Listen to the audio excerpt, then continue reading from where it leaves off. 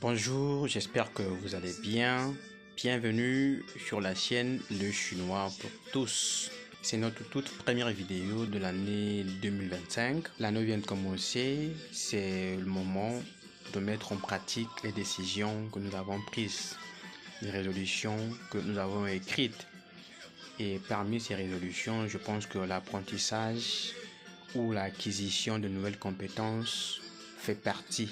Et apprendre la langue chinoise serait, entre autres, les compétences que vous devriez apprendre en 2025. Si vous avez des ambitions de venir en Chine pour étudier, pour faire du business, pour le visite et consorts, vous pouvez vous abonner à cette chaîne parce que ici, nous partageons les informations de toutes catégories liées à la vie, aux études, au business et à la visite en Chine. En un mot, ici nous publions tout ce qui concerne la Chine. Alors si vous avez aussi des gens qui voudraient savoir beaucoup d'informations sur la Chine, des gens qui voudraient venir en Chine pour étudier, pour faire du business, pour les visiter et consorts, vous pouvez aussi leur recommander cette page-là afin qu'ils apprennent par eux-mêmes. Ceci dit, on peut commencer avec notre contenu du jour. Alors aujourd'hui, on va continuer à apprendre les expressions que l'on utilise chaque jour. Les expressions qui vont vous permettre de communiquer facilement dans la vie de chaque jour.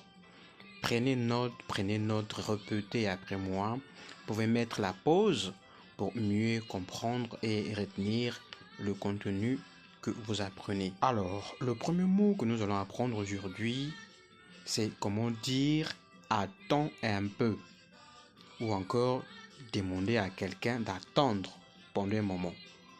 Si par exemple tu es en train de travailler, tu es en train de faire quelque chose et quelqu'un te dit de faire autre chose, tu lui dis s'il te plaît attends un moment. Comment dire attends un moment en chinois? Le verbe attendre en chinois c'est dit dans. Alors, dire attendre un peu en chinois, c'est 等一下.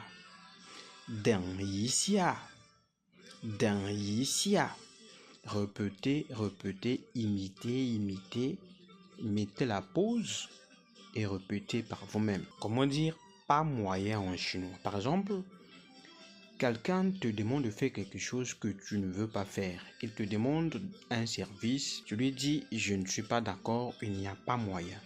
Dans ce sens, en chinois, on va dire « Po xiang ». Je vous avais dit dans les vidéos précédentes que la négation « ne pas » en chinois se traduit par « po ». Si vous n'avez pas encore regardé les vidéos précédentes, si vous êtes nouveau ou nouvelle sur la chaîne, faites l'effort de scroller jusqu'aux premières vidéos parce que c'est là-bas que nous avons enseigné le tout début sur la langue chinoise, les consonnes, les voyelles, les différents temps en langue chinoise. Ça va vous permettre d'être à jour et d'avoir les connaissances complètes de la langue. Le mot suivant, c'est laisse tomber, c'est-à-dire quelqu'un te fatigue.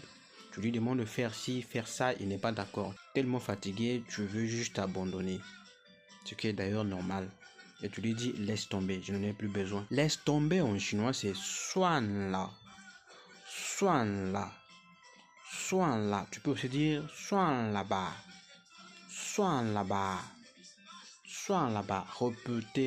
Répétez. S'il y a des questions à poser, posez des questions, je me ferai ce plaisir de vous répondre. D'ici, portez-vous bien, c'était le chinois pour tous, on se dit 再见.